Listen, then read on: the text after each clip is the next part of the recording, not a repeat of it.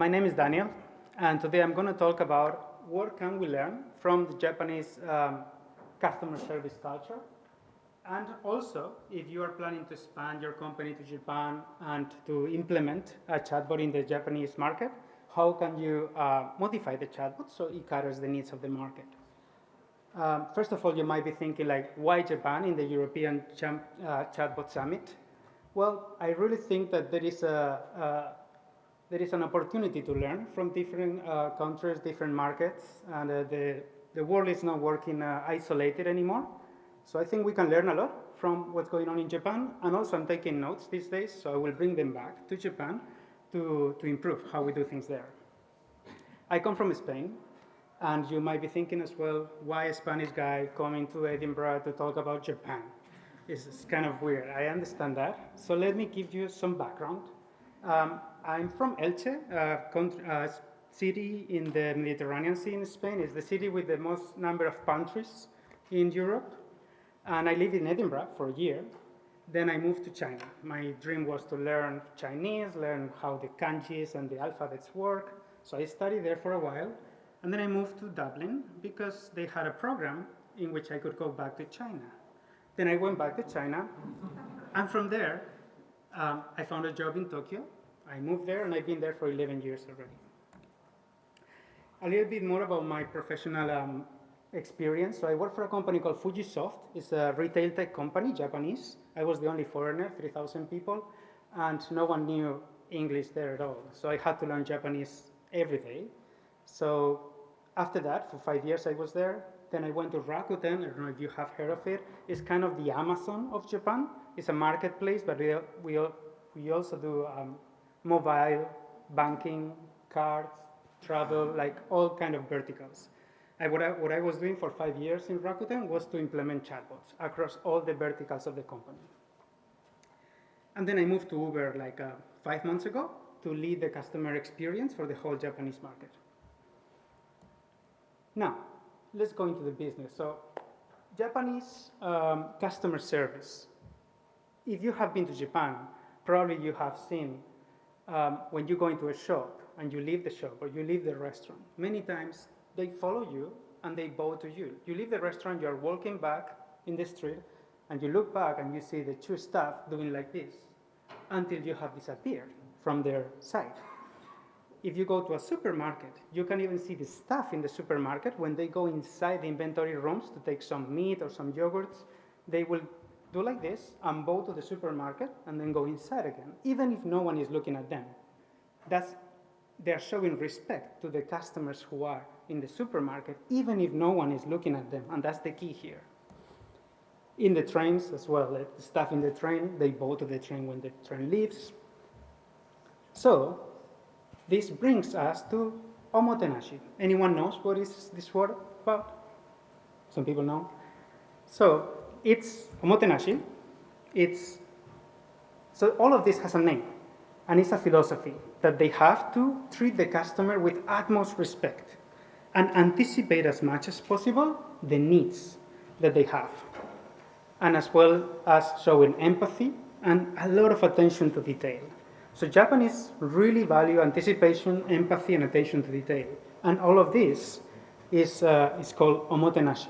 This is a word that everyone knows in Japan. It's very famous. And even companies like Japan Airlines make it very explicit.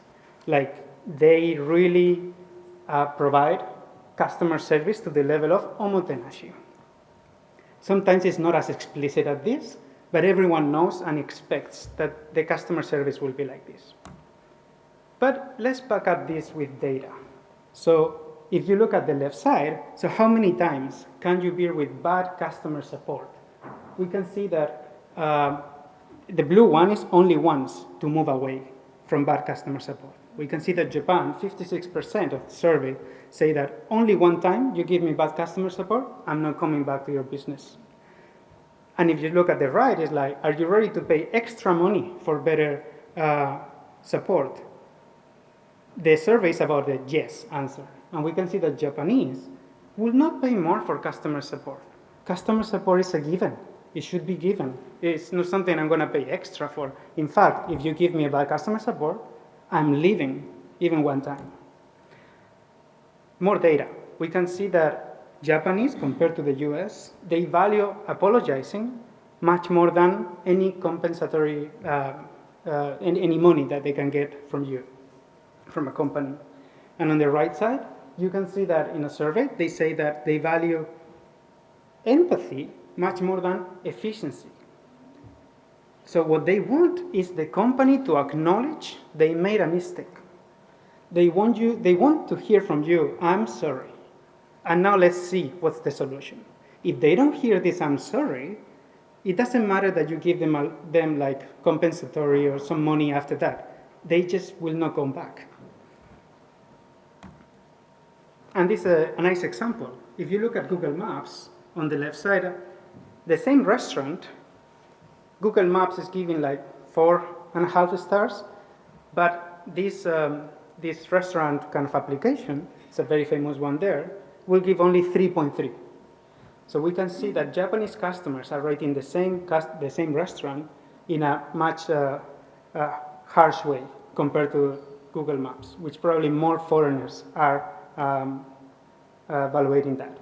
And on the right side, we can see that Japanese have a fewer positive customer support ratings.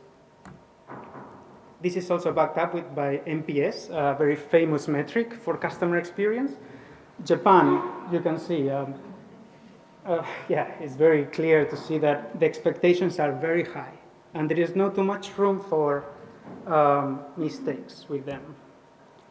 Now, how all of this connects to conversational AI? So I think from what we have seen so far, Japan has very high standards. And of course, in Europe and US, there are high standards. This is not something that is unique to Japan. But it is true that they are really, their expectations are very high.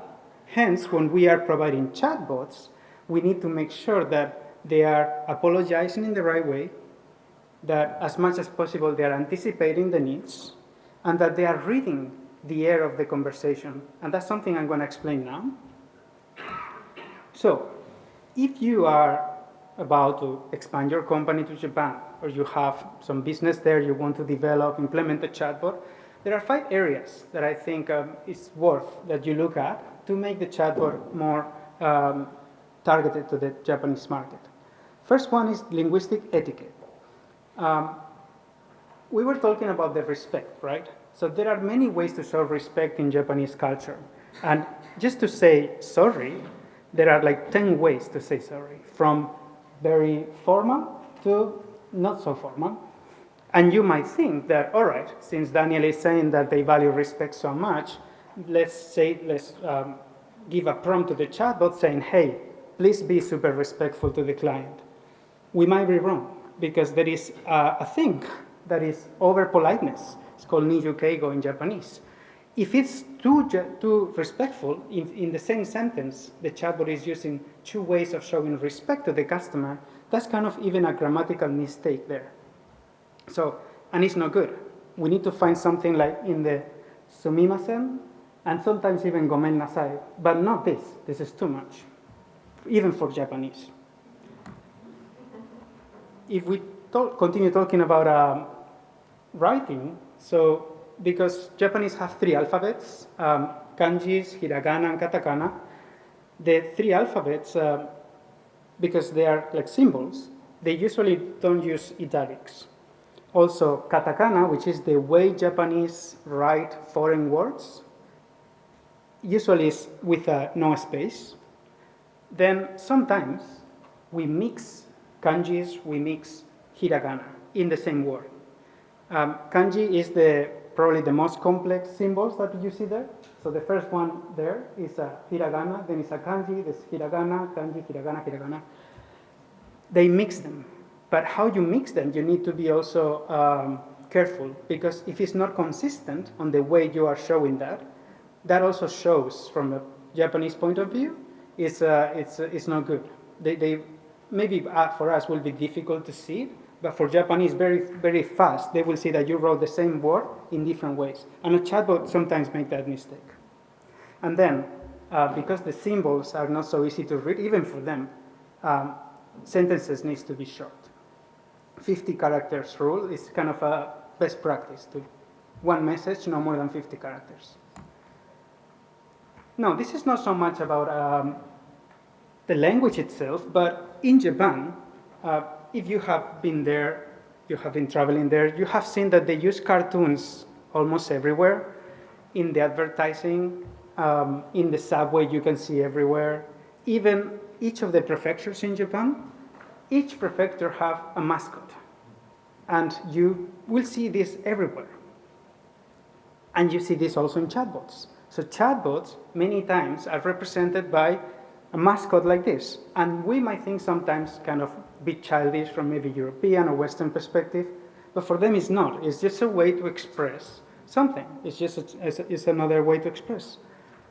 And it would be a good idea if you implement a chatbot in Japan that you think about which kind of persona you want to show. One more thing, and this is very important, is Japan is a very